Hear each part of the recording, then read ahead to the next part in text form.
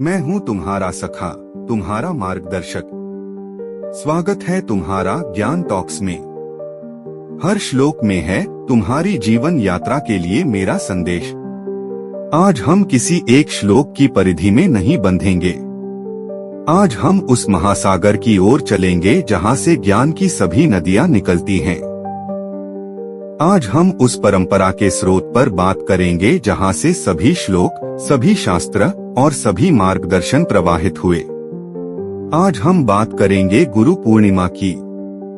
मेरे प्रिय सखा, यह केवल एक कैलेंडर की तिथि नहीं है, यह एक खगोलीय घटना मात्र नहीं है। यह एक अवसर है उस प्रकाश के प्रति कृतज्ञ होने का जो अंधकार को मिटाता है। यह चेतना के उस शिखर को नमन करने का दिन है जिसने ज्ञान को जनवरी से जनवरी के लिए सुलभ बनाया। इस कथा को समझने के लिए तुम्हें मेरे साथ समय के प्रवाह में पीछे चलना होगा। उस युग में चलो जब मैं स्वयं कृष्ण के रूप में धरती पर उपस्थित था। वह द्वापर युग का संधिकाल था। युग बदल रहे थे जैसे ऋतुएं बदलती हैं। मैं जो काल का नियंता हूँ, अपनी योग माया से देख रहा था कि आने वाला भविष्य कैसा होगा। मैं देख रहा था कि कलियुग का अंधकार धीरे धीरे अपनी चादर फैला रहा है। द्वापर तक मनुष्यों की चेतना बहुत उन्नत थी। उनकी आयु लंबी थी, उनकी स्मरण शक्ति तीव्र थी और उनकी बुद्धि इतनी प्रखर थी कि वे विशाल ज्ञान को सहजता से धारण कर सकते थे। तब ज्ञान एक ही था, अखंड था, वेद। वह एक विशाल अनंत ज्ञान का महासागर था जिसे श्रुति कहा जाता था, क्योंकि उसे केवल सुनकर ही स्मरण रखा जाता था, लिखने की आवश्यकता नहीं थी। उसे धारण करने के लिए ऋषियों की चेतना भी सागर जैसी ही विशाल थी। लेकिन मैं जानता था कि कलियुग में मनुष्य की चेतना इतनी विशाल नहीं रहेगी। उसकी आयु कम हो जाएगी, 100 वर्षों में सिमट जाएगी। उसकी स्मरण शक्ति पर माया का कुहासा छा जाएगा। उसकी बुद्धि भौतिक वस्तुओं की चकाचौंध में, अर्थ और काम की भागदौड़ में उलझ जाएगी। धर्म जो 4 पैरों पर खड़ा था, लड़खड़ाकर एक पैर पर टिक जाएगा। ऐसे दुर्बल और अल्पजीवी मनुष्यों के लिए उस अखंड वेद सागर को अपनी चेतना की छोटी सी गागर में भरना असंभव हो जाता। ज्ञान तो रहता, लेकिन उसे ग्रहण करने वाला पात्र कमजोर हो जाता। यह ऐसी ही स्थिति थी जैसे सूर्य तो आकाश में चमक रहा हो, लेकिन लोगों की आंखें उस तेज को सहन करने में असमर्थ हो जाएं। जब भी धर्म की ऐसी हानि होती है, जब भी ज्ञान पर विस्मृति का अंधकार छाने लगता है, तब मैं अपनी व्यवस्था करता हूँ। मैं अपनी ही योग माया से एक सेतु का निर्माण करता हूँ ताकि मनुष्य ज्ञान के प्रकाश से पूरी तरह वंचित न हो जाए। कभी मैं स्वयं पूर्ण रूप में अवतार लेता हूँ और कभी मैं अपनी ही शक्ति का, अपनी ही चेतना का एक अंश किसी विशेष आत्मा में स्थापित करके उसे एक महान उद्देश्य के लिए इस धरती पर भेजता हूँ। ऐसे अवतार को शक्ति आवेश अवतार कहा जाता है, जहाँ मैं स्वयं पूर्ण रूप में नहीं आता, बल्कि अपनी शक्ति से किसी जीव को आवेशित करके उसके माध्यम से अपना कार्य संपन्न कराता हूँ। द्वापर के उस संधिकाल में मानवता के कल्याण के लिए मैंने ऐसे ही एक महापुरुष की योजना की। मैंने अपनी ज्ञान शक्ति और व्यवस्था शक्ति का एक अंश एक महान आत्मा में स्थापित किया। उस आत्मा ने महर्षि पराशर और देवी सत्यवती के पुत्र के रूप में यमुना नदी के एक द्वीप पर जन्म लिया। उनका वर्ण श्याम था, कृष्ण की तरह, इसलिए वे कृष्ण कहलाए। द्वीप पर जन्म लेने के कारण वे द्वैपायन कहलाए।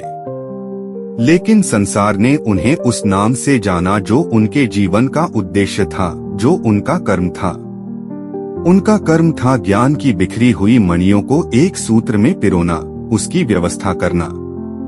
और संस्कृत में व्यवस्था करने वाले को, संपादन करने वाले को व्यास कहते हैं। इस प्रकार वे संसार में महर्षि कृष्ण द्वैपायन वेद व्यास के नाम से जाने गए।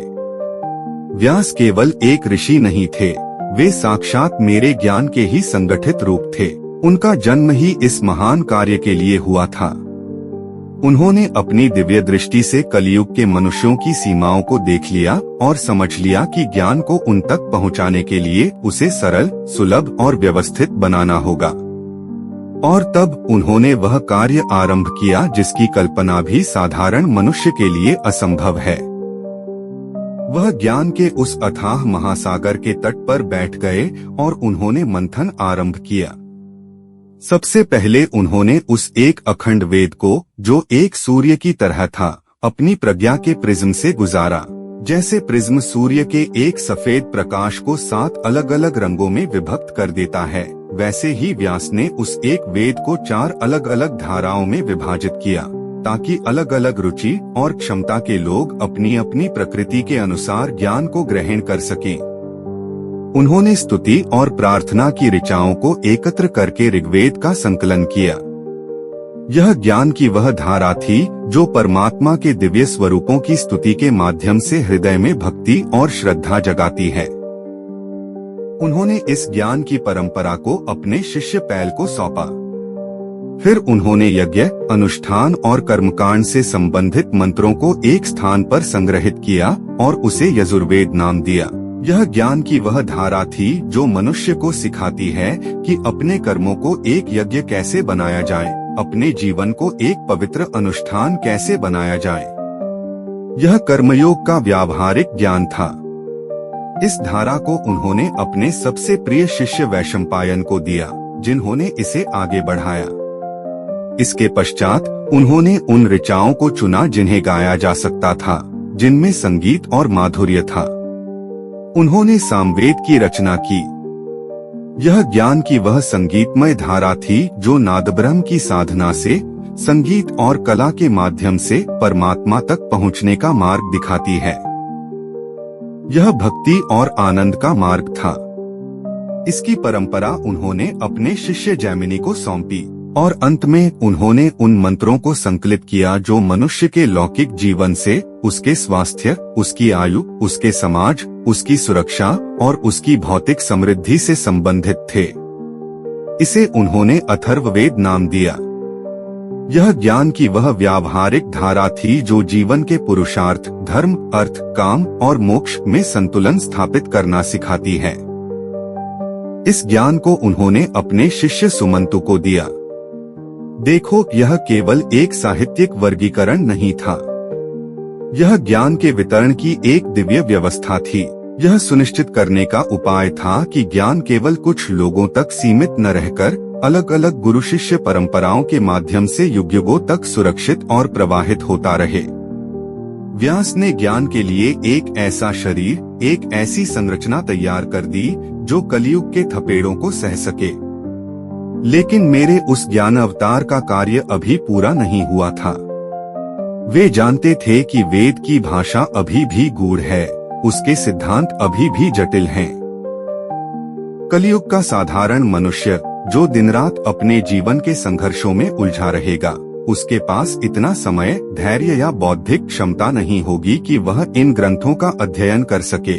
उसे तो कहानियां चाहिए थीं, उसे ऐसे पात्र चाहिए थे जिनके सुख दुख में वह अपना सुख दुख देख सके, जिनकी गलतियों से वह सीख सके, जिनके आदर्शों से वह प्रेरणा ले सके।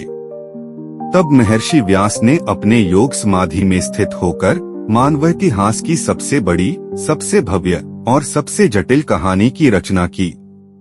एक ऐसी कहानी जिसमें एक पूरे युग का इतिहास था, एक ऐसे महाकाव्य जिसमें जीवन का कोई भी रंग, कोई भी भावना, कोई भी रिश्ता, कोई भी धर्म संकट अछूता नहीं था। उन्होंने महाभारत की रचना की। इसीलिए इसे 5वां वेद कहा जाता है। यह ज्ञान का वह स्वरूप था जो कथा के माध्यम से सीधा हृदय में उतर जाता है।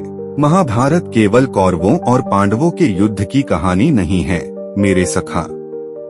यह तुम्हारे ही भीतर चल रहे युद्ध की कहानी है। तुम्हारे भीतर की दैवीय वृत्तियां ही पांडव हैं और आसुरी वृत्तियां ही कौरव हैं। तुम्हारा यह शरीर ही कुरुक्षेत्र है, जहां यह युद्ध निरंतर चल रहा है। युधिष्ठिर तुम्हारे धर्म का, भीम तुम्हारी शक्ति का, अर्जुन तुम्हारी आत्मा का और दुर्योधन तुम्हारे अहंकार का प्रतीक है। व्यास ने तुम्हारे ही मन का एक्सरे करके उसे एक महाकाव्य के रूप में प्रस्तुत कर दिया, और उस महाकाव्य के हृदय में, उस महायुद्ध के केंद्र में उन्होंने एक ऐसी दिव्य परिस्थिति का निर्माण किया जहां मुझे तुम्हारे सखा, तुम्हारे कृष्ण को अर्जुन के सारथी के रूप में उपस्थित होने का अवसर मिला।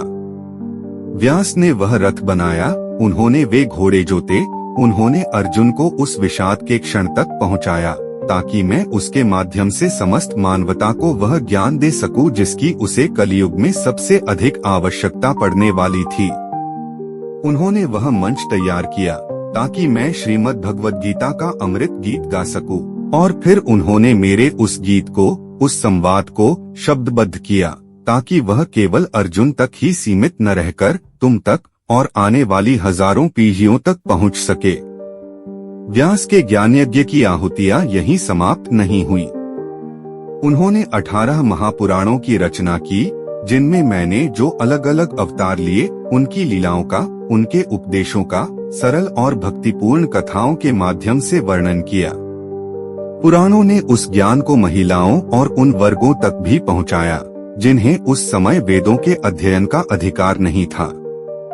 यह उनका एक क्रांतिकारी कदम था, ज्ञान के लोकतंत्रीकरण का एक महान प्रयास। और फिर ज्ञान की तर्कपूर्ण स्थापना के लिए उन्होंने उपनिषदों के महावाक्यों को संक्षिप्त और सारगर्भित सूत्रों में पिरोकर ब्रह्मसूत्र नामक महान दार्शनिक ग्रंथ की रचना की।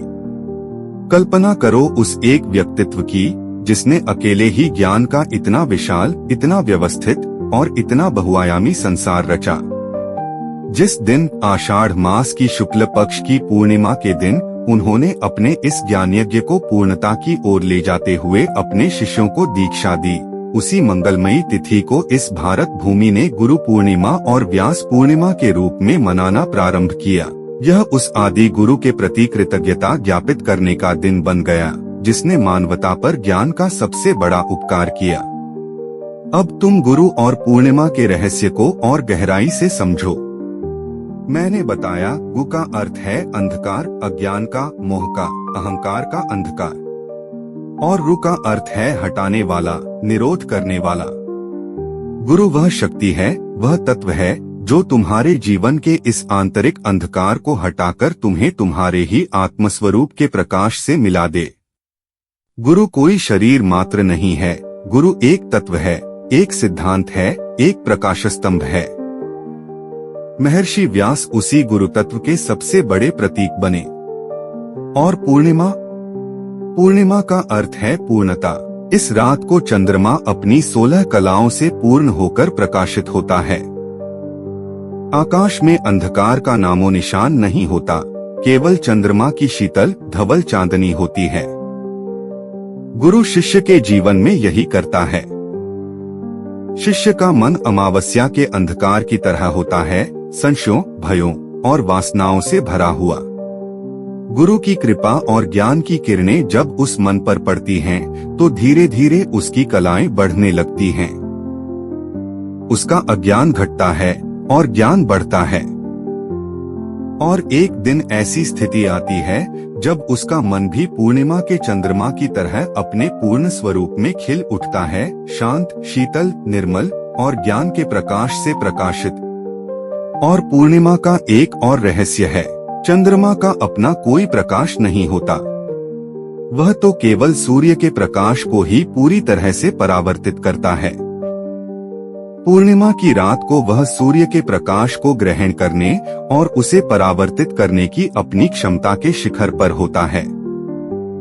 ठीक इसी प्रकार एक सच्चा शिष्य अहंकार शून्य होता है। वह जानता है कि उसका अपना कोई ज्ञान नहीं, कोई प्रकाश नहीं। वह केवल अपने गुरु रूपी ज्ञान सूर्य के प्रकाश के लिए स्वयं को एक दर्पण की तरह प्रस्तुत कर देता है। उसकी विनम्रता, उसकी श्रद्धा और उसकी पात्रता ही उसे एक ऐसा स्वच्छ दर्पण बनाती है जो गुरु के प्रकाश को पूरी तरह से आत्मसात और परावर्तित कर सके। गुरु पूर्णिमा इसी पूर्णता को, इसी शिष्यत्व की पराकाष्ठा को नमन करने का दिन है। तो मेरे प्रिय सखा, इस कथा का, इस दिन का तुम्हारे लिए क्या संदेश है? तुम गुरु पूर्णिमा को कैसे मनाओ? केवल किसी चित्र पर फूल चढ़ाकर या कोई कर्मकांड करके नहीं। तुम इसे इसके सच्चे अर्थ में मनाओ। आज के दिन शांत बैठकर विचार करो कि तुम्हारे जीवन में गुरु कौन कौन हैं। तुम्हारी पहली गुरु तुम्हारी माँ है, जिसने तुम्हें निस्वार्थ प्रेम करना सिखाया। तुम्हारे पिता तुम्हारे गुरु हैं, जिन्होंने तुम्हें सुरक्षा और संसार में खड़े होने का साहस दिया। तुम्हारे विद्यालय के शिक्षक तुम्हारे गुरु हैं, जिन्होंने तुम्हारी बुद्धि को तराशा। लेकिन यहीं रुको मत और आगे देखो। क्या तुम्हारे किसी मित्र ने कभी तुम्हारी किसी गलती पर तुम्हें टोका है, तुम्हें आईना दिखाया है? यदि हाँ, तो वह उस क्षण के लिए तुम्हारा गुरु था। क्या जीवन में किसी बड़ी असफलता ने तुम्हें धैर्य और विनम्रता का पाठ सिखाया है? यदि हाँ, तो वह असफलता तुम्हारी गुरु थी। क्या किसी बच्चे की निश्चल हंसी ने तुम्हें क्षण भर के लिए अपनी सारी चिंताएं भुलाकर जीना सिखाया है? यदि हाँ, तो वह बच्चा तुम्हारा गुरु था। क्या प्रकृति की विशालता को देखकर तुम्हें कभी अपनी क्षुद्रता का बोध हुआ है? यदि हाँ, तो वह प्रकृति तुम्हारी गुरु थी। शिष्य का भाव रखोगे तो तुम्हें कण कण में गुरु दिखाई देगा। और यदि अहंकार का चश्मा पहने रहोगे तो साक्षात परमात्मा भी सामने खड़ा हो जाए तो तुम उसे पहचान नहीं पाओगे। और इन सभी बाहरी गुरुओं के माध्यम से वास्तव में मैं ही तुम्हारा आंतरिक गुरु, तुम्हारा अंतर्यामी तुम्हें शिक्षा दे रहा हूँ। बाहरी गुरु केवल एक माध्यम है, एक संकेत है जो तुम्हें तुम्हारी ही आत्मा की आवाज सुनने के लिए प्रेरित करता है। असली गुरु तुम्हारे हृदय की गुफा में ही बैठा है। तो गुरु पूर्णिमा का सच्चा उत्सव है अपने भीतर के उस गुरु से संबंध जोड़ना। इसका उत्सव है एक अच्छा शिष्य बनने का संकल्प लेना। और एक अच्छा शिष्य कौन है? जिसमें 4 गुण हो: श्रद्धा, जिज्ञासा, सेवा और विनम्रता। अपने गुरु के प्रति, अपने ज्ञान के स्रोत के प्रति अटूट श्रद्धा हो। सत्य को जानने की तीव्र जिज्ञासा हो। जो भी ज्ञान मिले उसे केवल अपने तक सीमित न रखकर सेवा भाव से संसार में बांटने की इच्छा हो। और सबसे महत्वपूर्ण विनम्रता हो, यह स्वीकार करने का भाव कि मैं कुछ नहीं जानता और मैं सीखने के लिए तैयार हूँ। जिस दिन तुम्हारे भीतर यह शिष्यत्व का भाव पूरी तरह से जागृत हो जाएगा, उस दिन महर्षि व्यास का आशीर्वाद और मेरा मार्गदर्शन तुम्हारे लिए सहज ही उपलब्ध हो जाएगा। उस दिन तुम्हारे जीवन की अमावस्या भी पूर्णिमा में बदल जाएगी। यदि मेरा संदेश तुम्हारे मन को स्पर्श करे तो इसे औरों के साथ बांटो। चैनल को सब्सक्राइब करो, वीडियो को लाइक करो, क्योंकि हर जीव को मेरी आवश्यकता है। मैं सदा तुम्हारे साथ हूँ।